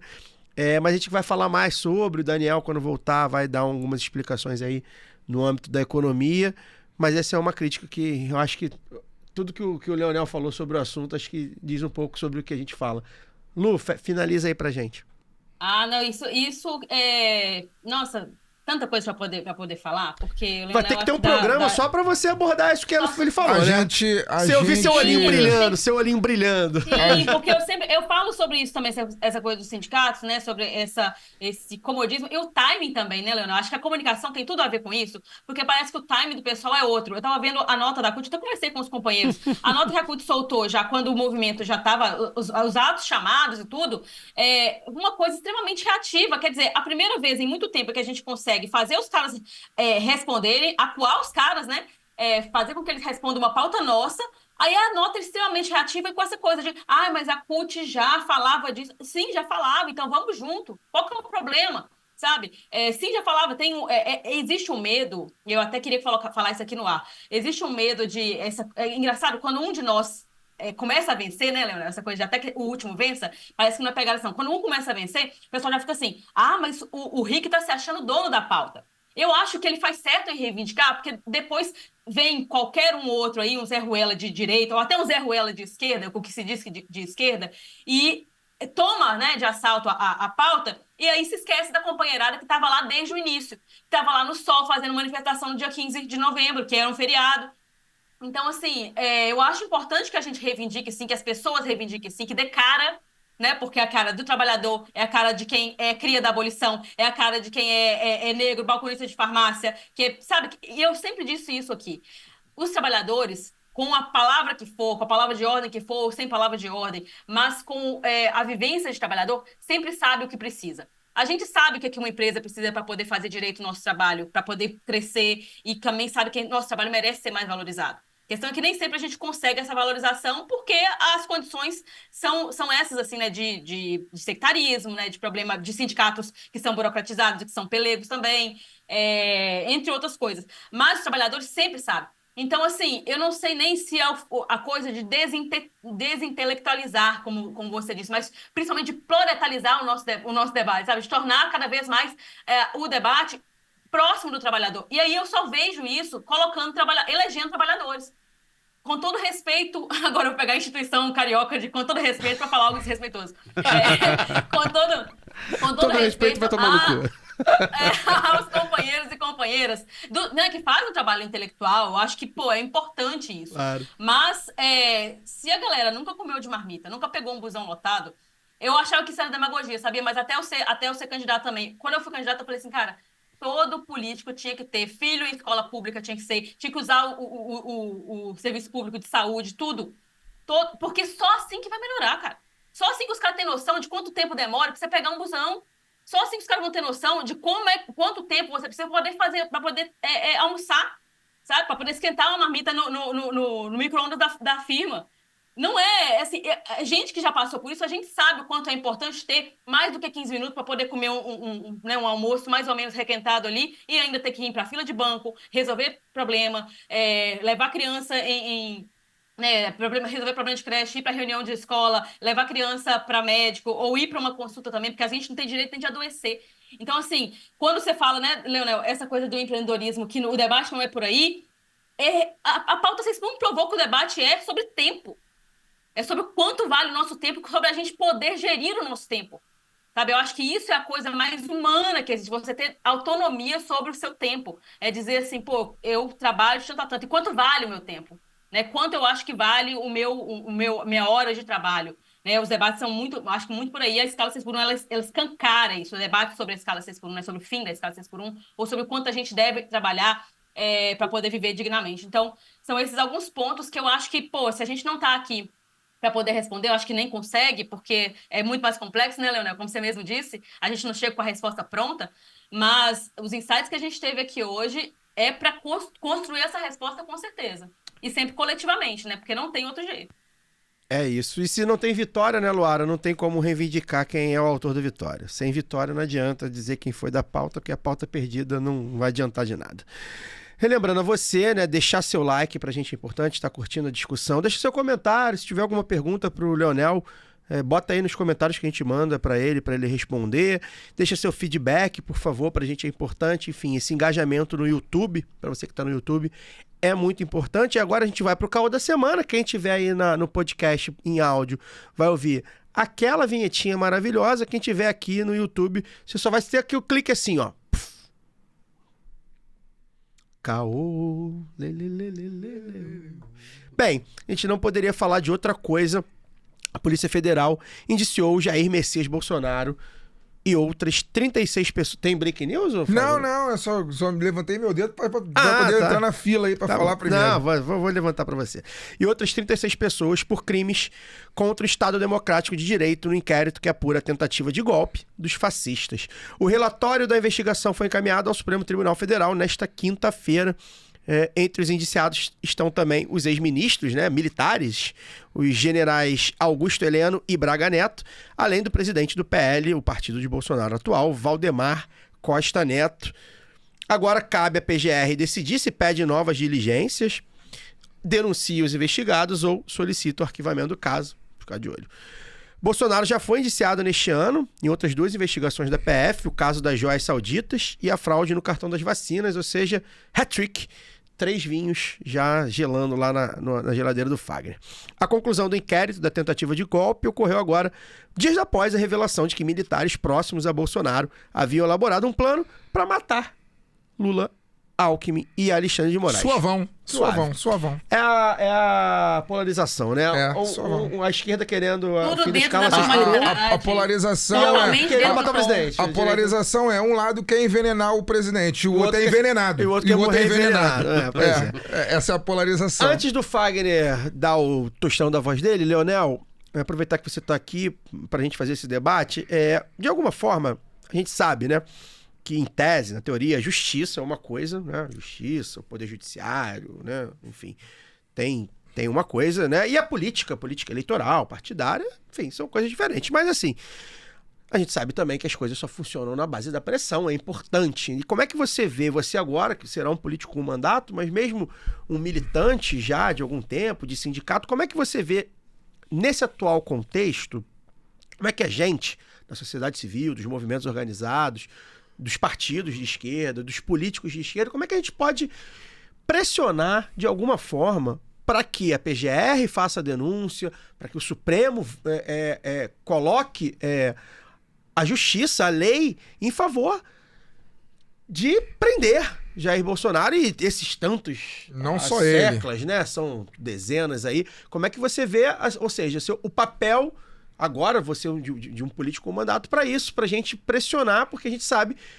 que tudo que a gente está falando aqui, tudo que você milita aqui, tudo que a gente milita aqui na comunicação, no seu sindicato e tudo mais, em prol de uma sociedade melhor, mais igualitária, tem a ver com a prisão ou com o julgamento justo, né, de Bolsonaro pelos tantos crimes que ele cometeu. Rapaz, a gente vai ter que chamar o Supremo Tribunal Federal para o checkmate, para a realidade, para o que é a vida, fazer eles cumprir a missão, cumprir a Constituição, ponto.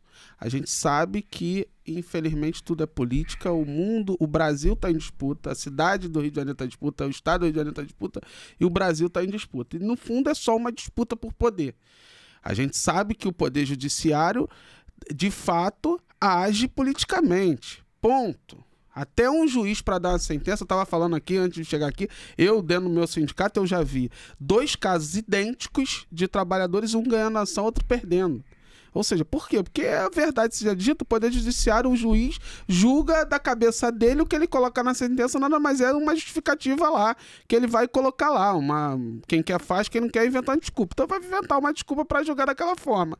Então é uma disputa política, ponto.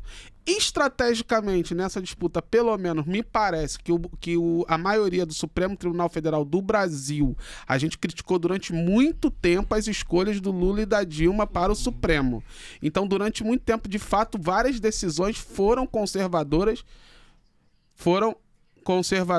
e durante muito tempo, as decisões do Supremo Tribunal Federal foram conservadoras, foram reacionárias até, mas pelo menos, me parece que pelo menos depois da ameaça do fascismo no Brasil, eles viram que é um inimigo comum, eles têm uma maioria para tentar parar a ascensão do fascismo. O que eles precisam agora é ter coragem de fazer o que é certo, porque não tem outra coisa, não tem manifestação que dê jeito, não vem, a disputa política, e a gente tem que dos 11 ministros ali, a gente tem que confiar naqueles 7 a gente precisa de 7 votos ali para prenderem Jair Bolsonaro, para ter coragem de fazer o que é certo. Então nós temos tem que fazer. Eu acho que o papel do Lula, do Flávio Dino é muito interessante nisso, o Flávio Dino chegando, tentando convencer, querendo ou não, é o Gilmar Mendes que tem certo controle do Supremo ali, pelo que a gente sabe, ele tem uma certa liderança, ele é o decano, não tem para onde correr, então vai ter que ser essa costura política. Nós da comunicação, nós temos que dar a sustentação teórica e mostrar, e fazer a disputa dentro da justiça. Sim. Agora, é fato que eles vão fazer o discurso de vitimismo, a gente tem que estar preparado para isso, para a gente não virar a República da Banana dos Estados Unidos, que aquilo lá virou uma República da Banana. Lá virou mesmo. Fagner, a gente nem tratou, né, não teve programa, a gente vem vivendo uma das suas falas mais impactantes dos últimos tempos. Foram poucas, porque o senhor ficou muito tempo fora, né, por causa do trabalho, mas que me lembra muito é sobre o quanto você se sentia na eleição, tudo que a gente debatia aqui de eleição, político, partidário e tal, quanto você se sentia frustrado de não ter visto o andamento que a gente esperava contra o Bolsonaro e o governo Bolsonaro e o entorno prático ali do governo Bolsonaro em termos de justiça, né? A gente quer o Bolsonaro seja julgado e condenado pelos tantos crimes que cometeu, e esses 3 agora do indiciamento são só 3 deles, tem muitos outros. Inclusive, repito o que eu venho falando, os crimes da pandemia deveriam ser o primeiro a punir. A gente viveu uma mudança de cenário, né? Tem o atentado lá do cidadão que faz um atentado meio mambembe. Meia bomber. O meia bomber lá. O fascismo brasileiro tem um... Fascismo Chapolin Colorado. Quase. O fascismo brasileiro tem uma coisa meio bambembe, né? E até por isso são muito perigosos. E a gente vê isso, e aí já houve lá, né? Já começa, ó, pessoal do STF aí, print de quadro do PL dizendo, acabou, agora já era, anistia e tal. Eles tratam a anistia dos golpistas, né, do 8 de janeiro, abertamente. Seria uma carta, né, ser jogada na eleição, inclusive, do sucessor do Lira, na presidência da Câmara. E aí depois a gente vê o tal do plano para matar envenenado o Lula, o Alckmin, o Alexandre de Moraes, de um entorno do presidente, ali, de um segundo escalão do entorno. Foda que os caras pensam em envenenar 3 pessoas, assim, em questão de horas, 3 e acho que ninguém vai perceber. Pois é, o Gustavo Os 3 vão morrer, assim, em questão de horas. Pois é. Porra, que coincidência, né? O Gustavo Bebiano morreu e ninguém, né, foi atrás. Mas enfim. Pois é. E vamos ver com o Mauro Cid, que se cuide também. Cuidado com o que bebe e com o que come, tá, Mauro Cid? E aí a coisa foi mudando, né? A gente vê, opa, peraí. Os caras estão acuados, a coisa tá andando aí no sentido de que a gente volta a ter esperança lá no famoso sem anistia, o pessoal já começa a compartilhar. Eu, inclusive, já não gostava muito, eu acho que a gente podia mudar esse slogan aí do sem anistia também, mas enfim. De toda forma, a gente começa a ter esperança, já é a terceira indiciamento do Bolsonaro, de que o Bolsonaro vá pagar de alguma forma, vai pelo menos ser constrangido a um julgamento, né?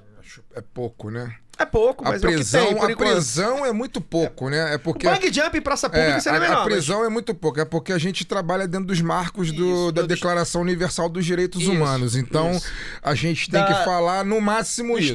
Do Estado de Direito. Pois é. O lado B apoia o Estado de Direito. Pois é. Por enquanto. Rapaz, são 2 coisas, né? Primeiro é a questão do... Tem um direito, né, que a gente... Que toda pessoa, como diria Fernando Collor de Mello, né? Toda pessoa humana, né, que nasce, deveria nascer com esse direito inalienável, né? Que é o direito à esperança. É o que nos resta. É o direito à esperança. Então... Enquanto o direito à esperança existir, embora ele não esteja colocado lá na Constituição brasileira, com essas palavras, né? Mas enquanto ele existir dentro das nossas mentes, a gente tem que continuar acreditando e esperando que no final o bem pode vencer, né? A vitória pode ser nossa, né? São muitos os crimes que esse homem cometeu. Na verdade, né, isso a gente está falando aqui só da presidência da República. Se a gente for falar desde a vida pregressa dele, desde que ele se elegeu vereador lá em 1989, se não me engano, sei lá, se a gente for começar a falar de lá, sabe, esse cara vai pegar mais de 1000 anos de cadeia, né? Então, a gente tá falando só da presidência da República, né, cara? As vidas que se perderam assassinadas porque ele incentivava a violência contra militantes da esquerda. A gente tem o caso aí de Moa do Catendê, do Mestre Moa, tem o caso do Marcelo, que foi aquele que morreu em Foz do Iguaçu, se eu não me engano, né? E muitos outros, né? A gente teve todos os crimes cometidos na pandemia, o incentivo à aglomeração, né, a recusa em comprar vacina, né?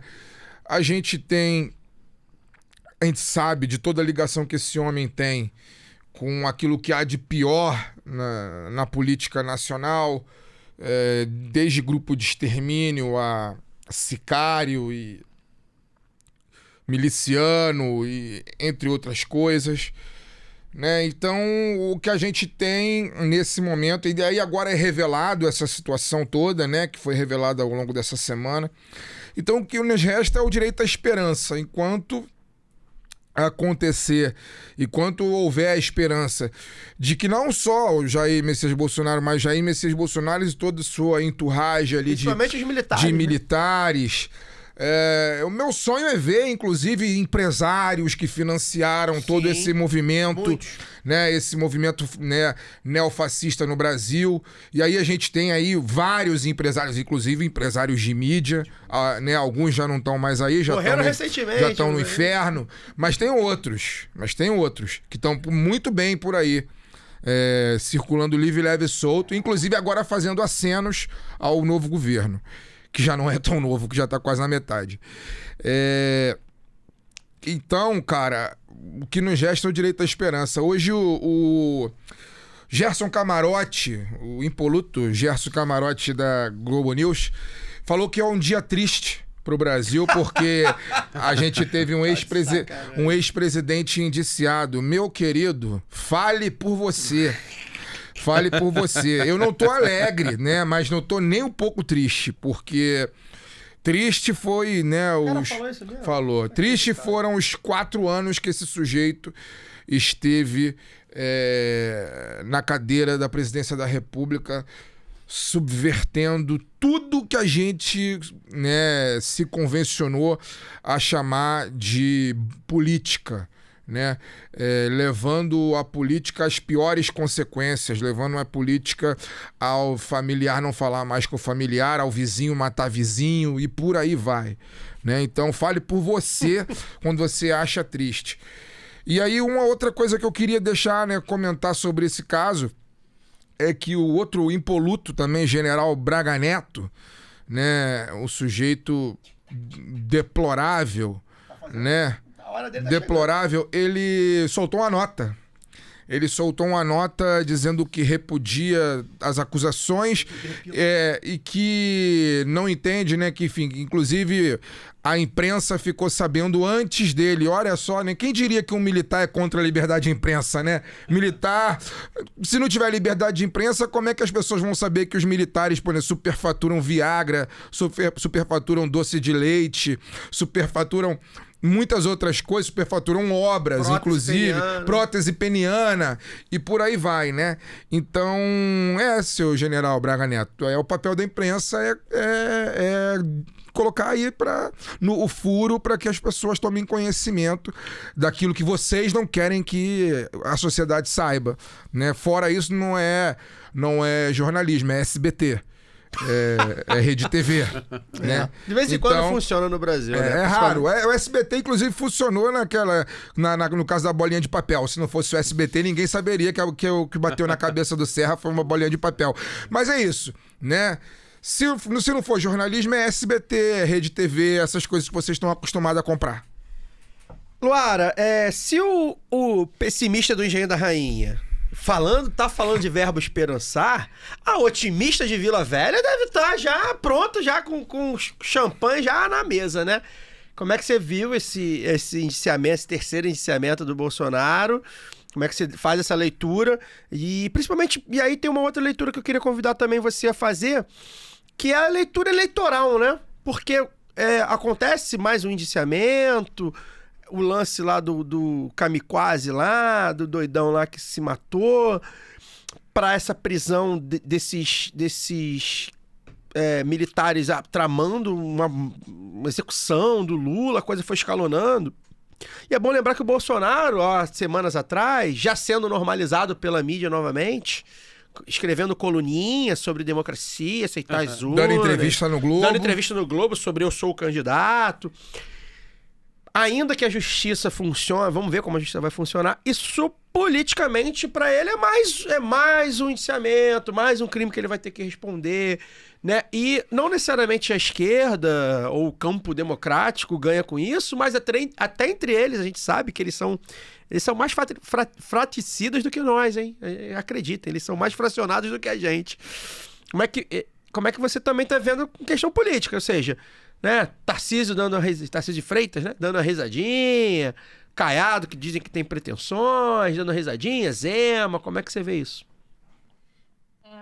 Pois é, Caio, primeiro, né, começar com essa coisa, Fagner esperançoso, imagina daqui, né?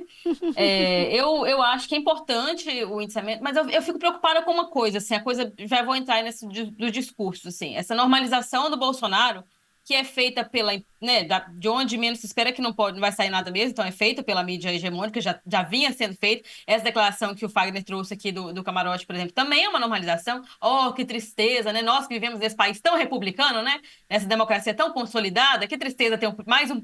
A tradição desse país é o golpe, gente. O Bolsonaro não conseguiu consolidar a grande tradição desse país, que é o golpe. Sabe, o Brasil desde a República, ou até antes, mas vamos pegar aqui o período republicano, é golpe. Então, assim, essa é a grande tradição desse país. Não adianta fugir das questões assim. E aí, do papel do Exército. Então, a gente tem um timing aí muito interessante para poder rever, né, papel do Exército, se vai entrar ou não, né, no ajuste fiscal, né? Dizem que vai, mas eu tenho aí as minhas dúvidas. Era o grande momento para poder pressionar. E tem essa coisa da normalização dos discursos que me incomoda muito, porque ela é feita não só à direita, ela é feita à esquerda também. O próprio Lula mesmo, o PT, não ter chamado algum grande movimento para poder denunciar a barbárie golpista, porque não se trata só do golpe, da tentativa de golpe, né, que não se consolidou, mas que né, passou por Brasília, aquela devastação ali na Praça dos Três Poderes. Gente, tinha tentativa de assassinato da chapa eleita, não só presidente, e de um ministro do STF. Se isso não é grave para mobilizar as pessoas contra o bolsonarismo, a extrema-direita e o Exército, né, a ala, vamos separar, vamos fingir que existe uma separação da ala golpista e da ala oportunista, porque eu acho que o Exército é separado, sim. Né? O golpe não se consolidou porque não havia a oportunidade real de se consolidar. Essa é a verdade. A gente não pode se enganar de que existe, de fato, uma ala legalista, democrática dentro do Exército Brasileiro, porque até então a tradição do Brasil é o golpe. Né? A gente tem, eu acho também, eu quero comentar depois um pouco sobre o timing, também sobre o filme, né? Ainda Estou Aqui, que está o nosso representante aí no Oscar, agora devidamente inscrito e tal. Eu falo do timing político disso, né? As pessoas voltando a falar da ditadura como não aquela coisa de naquela época que era bom, porque os bolsonaristas fizeram isso, né? Conseguiram sequestrar também, né? Além de pessoas que foram sequestradas e torturadas, sequestrar e torturar a nossa memória. Então, até hoje, a gente, agora, né? De uns tempos para cá, a gente passou a ouvir que no tempo da ditadura era bom. Então, esse papel do Exército, essa normalização do Exército, das Forças Armadas, como parte da vida política, isso a gente precisa extirpar, sabe? É o momento para que a gente faça um grande movimento de... aqui estou jogando só ideias, mas assim, de mobilizações, de aulas públicas, de mais documentários, em que a gente discuta o papel das Forças Armadas para que a gente crie documentos sobre isso, documentos sobre a participação e as tendências golpistas dentro das Forças Armadas, o fato de que eles não podem estar na política, não podem, não devem, isso deve ser separado formalmente, sabe? É rever aquela porcaria de artigo 142 e não sei o que lá. Não, tem que acabar com isso de uma vez por todas. Não tem que ter uma linha cinzenta ali. Isso tem que ser colocado para que todo mundo volte aquilo que na redemocratização parecia que tinha sido consolidado. E não, gente. A democracia, essa geringonça que a gente chama de democracia burguesa, porque né, esse amontoado de ideias, mas que para muita gente não existe democracia até hoje. Né? Nos morros a gente sabe, nas periferias a gente sabe, no interior do Brasil a gente sabe que a tortura ainda é legalizada, que a democracia ainda não chegou plenamente, que os direitos não são acessados devidamente. Isso precisa ser tratado ali, sabe? Eu acho que eu discordo de você, Caio. Eu acho que a palavra de ordem de anistia... sem anistia ou anistia, é bom para a gente fazer esse link com o que não foi feito na ditadura também. Ainda que seja uma utopia muito grande, de que a gente vai né, rever a lei de anistia, é importante para a gente resgatar o termo do que é anistia. Porque quando se fala anistia, hoje as pessoas pensam só na passada de pano. A gente não fala da luta dos anistiados de verdade, de quem lutou por esse país, de quem morreu, quem foi torturado, de quem não teve o corpo, a família não pôde velar o próprio corpo, sabe? O corpo de alguém querido. A anistia era para significar isso. É para significar um retorno destes filhos do Brasil. E não, significou uma passada de pano geral. E agora está significando de novo. E aí eles estão conseguindo, eu acho, ressignificar para, olha só, mas coitadinha da senhorinha que estava lá e pegou, fulano de tal, que pegou 17 anos de prisão. E de fato, existem contextos diferentes. Mas a gente tem que dizer que democracia é coisa séria, porque senão nunca vai ser coisa séria. E até o momento não é. Como eu falei, né, pela falta de acesso a direitos e a falta de acesso a essa democracia que está aqui na nossa idealização, até hoje não existe essa democracia. Eu acho que era uma grande chance para a gente retomar os debates por aí, sabe? E isso não é feito também à esquerda por causa desse discurso de normalização. E aí eu acho, assim, essa coisa de apaziguar, né, de união e reconstrução que o governo pegou, está levando até as últimas consequências também nessa coisa da normalização. Isso não mobiliza.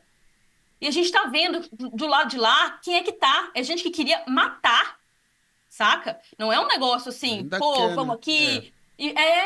Sabe, não é igual os caras que faziam ali o discursozinho e tá, e na câmera, igual o Leonel tá falando ali. Passou disso. Passou há muito tempo. A gente já teve morte por causa. Quantas mortes, né, Bolsonaro causou? Não só na pandemia, mas essas mortes, né, por intrigas entre as pessoas. Né, a legalização das armas, a coisa toda, como degringolou até esse atentado. E aí eu quero chamar a atenção para o quanto eu acho perigoso essa ideia. Por mais que a gente ria dos memes e tal, não tô aqui fazendo o papel de, sabe, não é virtuosismo, nada disso. Mas eu acho que é perigoso a gente rir demais e acabar se esquecendo que o que esse cara queria era explodir mais gente, sabe? Sim. Era provocar mais estrago além da própria morte, né? Então, assim, as causas, a forma como ele agiu e tal, ainda não está tudo muito claro, mas tratar sempre como uma piada ou tratar esses caras como burros, eu acho que muitas coisas aconteceram para que não desse certo, mas a verdade é que a partir do momento em que você planeja alguma coisa para dar certo. E Tá? Luara, eu Então- acho até que pode ter uma burrice, uma idiotice mesmo, como eu falei, meio mambembe. Mas Sim, foi o que eu sim. falei. O assustador é a coragem deles de E fazer até isso, por né? isso é perigoso. É. Porque é isso, assim. Sim, exato. Assim, vou Acho que levar você aqui, trouxe ó. isso muito bem. Eu vou levar aqui É o a mais última perigoso. consequência, né? O cara que quer explodir o ministro Alexandre de Moraes e explodir porque não sabe manipular, é muito voluntarioso, quer fazer. Ou seja, o nível que o fascismo brasileiro tomou nessas mentes dos trabalhadores. O cara era um trabalhador normal lá e virou um suicida. E assim, de fato, é pitoresco. É pitoresco. Mas até por ser pitoresco, olha o perigo dele matar o segurança, né? Assim, o que é um atentado contra o Alexandre de Moraes e matar os seguranças, matar o polícia, explodir no táxi, explodir na casa cheio de explosivo e ferir a casa ao do lado. Olha o nível de... Porque é isso, assim, tem uma galera que sabe fazer isso. Foram indiciados aí. Né? Tem uma galera que sabe fazer. E já fizeram na ditadura militar, sempre fizeram. E fizeram, ninguém viu, ninguém sabia, escondia o corpo. E, enfim, esses sabem fazer de uma maneira, né, mais técnica, assim, né? Os militares sabem matar. Eles sabem, eles têm a técnica. Eles aprenderam assim e eles se ensinam assim. Mas o tiozinho lá de Santa Catarina, não. Então, assim, olha... O último pitaquinho nessa situação aí é o seguinte, rapidamente. Por favor. Cara, talvez, Fagner, talvez esse teu esperança aí signifique a gente parar o Bolsonaro. Mas e o bolsonarismo, né? E o bolsonarismo? Esse bolsonarismo, a gente tá travado, os caras estão... E isso tá alimentando. Eles veem o Lula presidente, o Lula no G20, isso vai aguçando o ódio deles. Esse cara teve coragem nesse momento, não é à toa. Uhum. Não é à toa. Quando ele vê que o status quo, o Brasil tá pacificado, que não tem menor chance, que o Lula tá governando, com os problemas, sim, a gente tá com os problemas de conseguir avançar do ponto de vista social, muito por conta da independência do Banco Central, por conta do Congresso ultradireitoso que a gente tem, etc, mas esse cara, ele vai, e aí, cara, isso precisa parar, senão a gente tá fadado, assim, aí tu fala esperançar, agora vou ser o pessimista aqui, cara, a impressão que eu tenho é que a gente tá num país fadado a ser a periferia do mundo ocidental, e dane-se. Sabe, cara, porque qualquer estratégia de desenvolvimento, a direita usa a extrema-direita para se blindar. Olha que loucura. Enfim, esse era o pitaco. É isso. Não, e a gente agora no contexto com Trump, né, cara? Então, assim, Pois é. ou a gente mobiliza o nosso povo, né? E aqui eu acho que a América Latina precisa estar bem atenta a isso. Ou a gente mobiliza o nosso povo de verdade, de várias formas, tá? Eu tô falando aqui, mas sem fetichizar a rua também, sem fetizar movimento desorganizado, essa estratégia, né, uma coisa que seja sem tática, enfim. Tô falando de pegar ali, fazer conferência diversa, sabe? Mobilizar a nossa gente. Mobilizar quem tá em cada setor, né? A comunicação, o G20 social, né? Fez um pouco disso. Eu acho que existe sim uma tentativa. E claro, nós estamos falando de um país, né, de dimensões como, né, continentais, como é o Brasil, mas que ou a gente faz agora, que é vamos dizer, nós estamos com a caneta na mão, ou não adianta tentar conter, sabe? Eu acho que a galera do lado de lá tá muito mais disposta, me parece. Justamente porque há essa normalização do lado de cá também. Então, tem um pouco disso que me preocupa bastante. Aí, falando já, tentando entrar rapidamente, Caio, na sua pergunta do eleitoral, né? Como é que vai ficar? Porque eu acho que existe esse cálculo, sim, de, se vamos pegar o Bolsonaro aqui, é antes das eleições, e pode ter uma mobilização aí contra... se ele vai ser ou não o grande vencedor, porque tentaram colocar isso também, né? Teve gente que colocou que sim, outro que não. A esquerda e a direita, quem perdeu, quem ganhou, enfim. Mas eu acho que está para além do cálculo eleitoral. É a questão de sobrevivência. No caso ali do Lula, literalmente, né? Porque, Pois é. pô, você tá com a faca no pescoço, você é o alvo, saca? E eu acho que devia gerar uma preocupação um pouco maior aí sobre os rumos da democracia no país. E aí, falando dessa democracia burguesa que a gente tá falando, aí mesmo, saca? Mesmo tipo, essa. básico. Básico. Eu falei que ia comentar o Ainda Estou Aqui, mas já vou prometer que aí eu me comprometo, vou fazer uma resenha pro lado B de ler, pode ser? Pô, por favor, as pessoas querem te ler também. Eu chorei do Pra começo ao fim. A gente vai falar aqui no finalzinho, vai dar o recado do filme. Deixar o like, por favor, pessoal. Ver se você tá chegando aí, ver se você assina, por favor, o canal, ativar as notificações, deixa seu comentário, suas perguntas, fala um pouco sobre o que a gente está falando aqui. Se você é do time mais esperançoso, mais otimista, mais pessimista, deixa aí também. Pra gente é importante essa interação. O YouTube serve para isso. O YouTube tem essa vantagem da gente ler vocês também e conversar com vocês. Leonel, muito obrigado pela sua presença. Acho que a gente conseguiu falar de bastante coisa aqui. Estamos aí na expectativa, vamos acompanhar de perto o seu mandato. Você também tem a casa, já conheço aqui o seu assessor, você tem a casa aberta aqui, enfim, para comunicar, enfim, suas iniciativas, seus atos e tudo mais.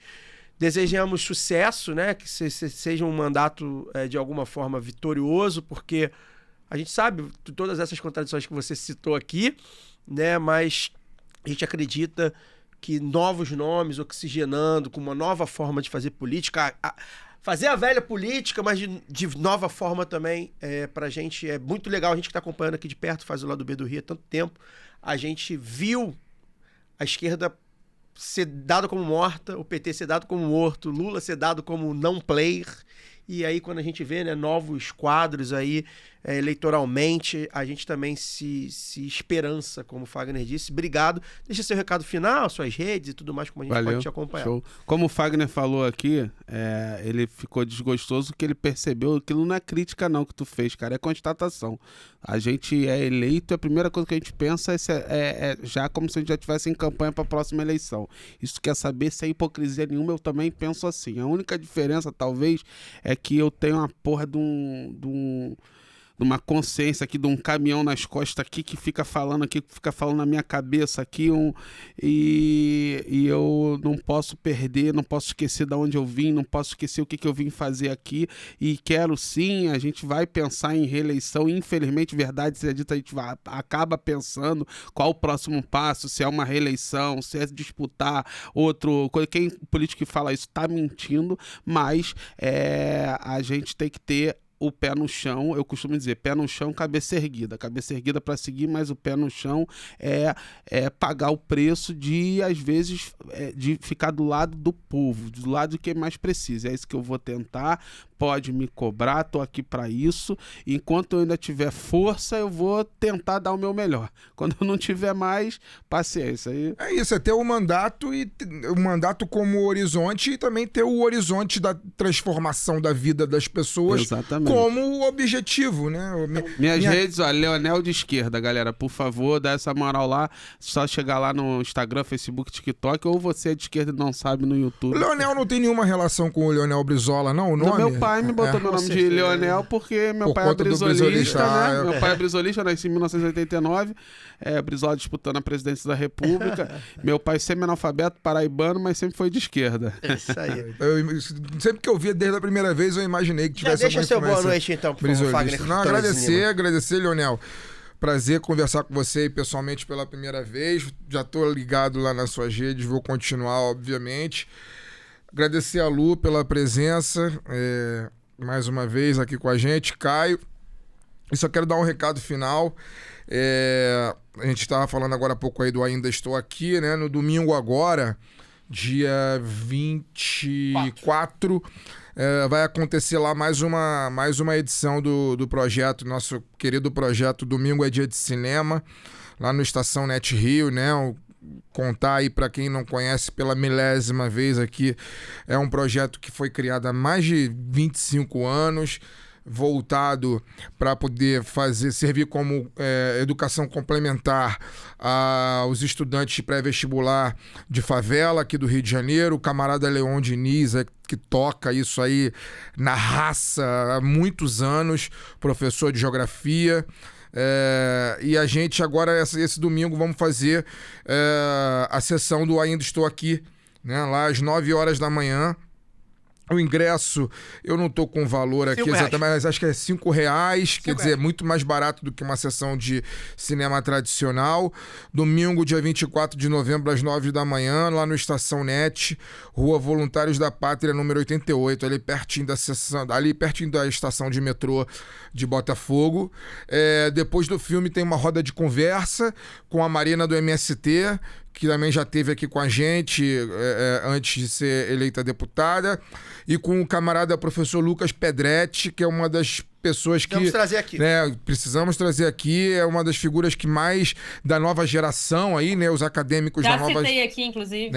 Não, da nova geração aí de acadêmicos, uma das que mais entende, que é muito didático sobre esse tema da ditadura civil-militar. Então, o filme vai rolar lá às 9, é uma sessão, repito, o Domingo é Dia de Cinema é um projeto voltado para estudantes de pré-vestibular de favela, só que a gente sabe as dificuldades, né? Enfim, por mais que muitas vezes rola um movimento de juntar a galera que às vezes, né, não tem dinheiro para poder pegar um ônibus, não tem dinheiro para poder pegar um metrô, para poder chegar no cinema, rola esse movimento, mas a sessão também é aberta para pessoas como nós aqui, que não estamos mais em tempos de vestibular, né? Então é importante que a gente ocupe o cinema, porque obviamente é um projeto em parceria lá com a Estação Net Rio, mas a Estação Net Rio quer que o cinema fique lotado, porque eles estão cedendo lá uma manhã inteira de domingo pra gente, pra poder fazer o projeto. Se eles começarem a achar que o filme não dá ninguém lá, eles vão acabar com o projeto e vão falar, não, vocês estão ocupando minha sala aqui, podia estar vendendo ingresso e botando outros filmes aqui, né? Então a gente precisa ocupar. Eu vou estar lá, eu não vi o filme ainda porque eu tô me segurando pra poder ver no Domingo é Dia de Cinema. Tá foda porque 99% do meu círculo de amizade já viu e eu não vi ainda e não posso falar sobre ele, né? Mas então eu vou estar lá. Nem a gente pode comentar no grupo. Pois é. Então eu vou estar lá no domingo, vou chegar às 7 da manhã, porque eu acho que vai lotar a sessão. Vai lotar. Então eu quero chegar cedo pra poder garantir meu ingresso, que eu não vou pedir ingresso pro Leon na mão grande, mas se ele quiser me dar, eu aceito. R$5, mano, porra. Não, mas pode ser que eu chegue lá e não tenha pra mais ele ingresso. garantir a vaga, pelo meu então ingresso. Vou chegar lá às 7 da manhã, porque eu quero ser como todos. Isso né? aí, vou chegar lá homem do povo. às 7 da manhã pra poder garantir meu ingresso. Rua Voluntários da Pátria, número 88, em Botafogo. Também vai ter participação do Eric Lemos, e muito feliz que, pelo que eu tô vendo aqui, não sei se só essa edição ou se o Domingo é Dia de Cinema como um todo, o projeto como um todo, com bastante apoio, inclusive apoio público, né? Tô vendo aqui, tem apoio aqui, Governo Federal, Ministério da Saúde, SUS, Fiocruz. Espero que seja de maneira definitiva, porque esse projeto é incrível e merece. Sobre o filme, realmente um filme muito forte, uma história muito bonita e triste de ser contada, e foi contada de uma maneira muito, muito bonita. O Leon, inclusive, falou comigo hoje que em breve, quando tiver alguma outra sessão de algum outro tema, ele falou que alguém do lado B vai estar entre os convidados para poder... B para debater um filme de comunicação aí, de jornalismo, passar um filme desse aí de comunicação. É um risco, tá? Que você vai correr, tá, Leon? Mas pode chamar. A gente dá conta. Luara, um beijo, até semana que vem. Valeu, Caio, valeu, Fagner, valeu, Leonel, pelo papo. Muito sucesso aí para você no seu mandato. Em tudo, exceto o sábado que vem, que Galo e Botafogo se enfrentam aí, meu Galo e seu Botafogo se enfrentam aí na Libertadores. Isso? Que vençam o bom futebol. Tentei não falar de futebol, Aqui, mas a Luara não conseguiu. Não, ele já Só tinha lamento por trazido você, aqui. minha querida. Não, espero que seja um dia de grande futebol, do Hulk, mas que saia aí os vencedores dos melhores, enfim. Mas eu quero deixar aqui, além de já a promessa, né? Acabei já me comprometendo aqui, então quem ainda não viu, veja, porque eu tenho medo de incorrer em algum spoiler na minha vai resenha. ser com spoiler, então, até porque é uma história conhecida, né? Não tem grandes coisas. Não, mas eu tenho, né, fiquei muito reflexiva sobre tudo, assim, né, desde que vi, antes de ver, e também vendo aí as críticas, as resenhas, tudo. Então, espero trazer alguma coisa legal para vocês. Mas quero deixar também um abraço, cara. Esse fim de semana eu estive em São Paulo e encontrei uma ouvinte muito querida do lado B do Rio, que o lado B, na verdade, me trouxe grandes amigos também, né? Grandes amigas, principalmente. E aí, a Lia Costa, encontrei com ela e com a Dandara, a namorada dela, duas queridas. Lia, ouvinte do lado B, sempre troca muita ideia. É uma grande formuladora também, a Lia é psicóloga. Então, acho que vale a pena conhecer o perfil dela também, porque ela traz formulações bem interessantes, principalmente sobre o discurso decolonial. Então, deixa eu pegar aqui certinho a arroba dela, para vocês acompanharem também. É Live Cossati. LV, né, de tipo live. Então, Live Cossat. Live Cossati. Lia Costa, que é uma grande... falei Lia Costa, né? Eu nem sei se é o sobrenome realmente dela, eu acho que sim. Mas a arroba dela eu falei certinha, né?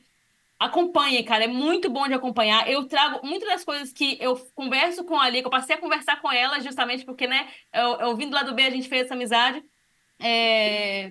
E aí, muitas coisas que a gente conversa, às vezes eu trago pra cá também. Então, agradecer a Lia e a Dandara, né, pela disponibilidade, pela gente ter encontrado para tomar esse café e pelas trocas que o lado B me proporciona também com os nossos ouvintes queridos que formam essa comunidade maravilhosa. Brigadaço. É isso. Você foi falar de futebol? Eu não queria ter falado de futebol, mas você trouxe futebol. Já passou. Já passou e agora. Passado. E agora eu tô fechado com você. Então tá tudo certo. Então a gente. Pronto. Agora vem me zicar, é mole? Não, que zicar não. Tamo fechadinho junto aí. Lá em Buenos Aires. A gente vai encerrando por aqui. Semana que vem a gente volta para falar com mais um vereador eleito, dessa vez um vereador de uma cidade aí das Minas Gerais, é o lado B do Rio, que é o lado B do Brasil. Então a gente também vai debater aí questões de âmbito municipal, mas também de âmbito nacional, com um vereador eleito lá de uma cidade de Minas, que a gente já falou por aqui também. Então fica aí o segredo. Forte amplexo e até lá.